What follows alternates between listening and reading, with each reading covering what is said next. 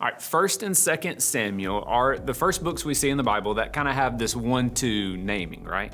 And this isn't true of all of the books we see this way, but for this one at least, 1st and 2nd Samuel were written really as one document. But the way things had to be written and transported way back when through scrolls meant that the length of this one in the scrolls got so long they had to use two different scrolls, and so got separated, and that's why we have today two different books with kind of the same title, right? And so it helps as we read through these two books, 1st and 2nd Samuel, to really read them as one, to read one story, one overarching idea being told to us. And so this story as a whole, it focuses on three characters: Samuel, Saul, and David. And these three characters transition Israel from being a nation that is ruled and led by judges. We read about the judges in the book of Judges. Led from judges to being led and ruled by kings and instructed by prophets. And Samuel really kind of becomes the last judge and the first prophet. We'll talk about the prophets a little bit later, okay? So the story opens with a woman named Hannah praying desperately for a child. And God answers her prayer and gives her a child who she names Samuel. And so then chapter 2 records a song or prayer from Hannah in which the major theme there is that God opposes the proud, but he exalts the humble. And that idea kind of becomes the undercurrent of the entire story.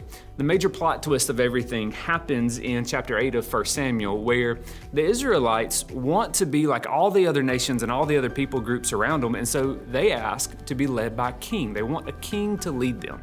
And so God, really surprisingly, tells Samuel to give them their request. And so Saul, a man named Saul, is chosen to be king. And Saul looks the part. He has the pedigree, tall, dark, and handsome. Like, he's the guy you want leading out front.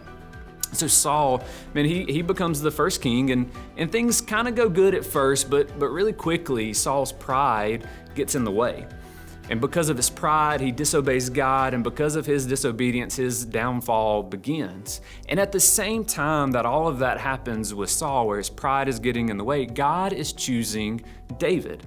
David doesn't have the pedigree. David doesn't look the part, but God is choosing David because of his humble obedience to be the king of Israel. These are two drastically different characters. As it 2 Samuel, the book of 2 Samuel then picks up with Saul's death and David being positioned in as the new king. And in this book, the second half of this whole thing, right, 2 Samuel really focuses primarily on David's reign, which starts great, right? Like David wins some really decisive victories. He unites the kingdom. He establishes Jerusalem as the capital. Like everything is up and to the right for Israel and for David. Now there's two key moments though that happen right here.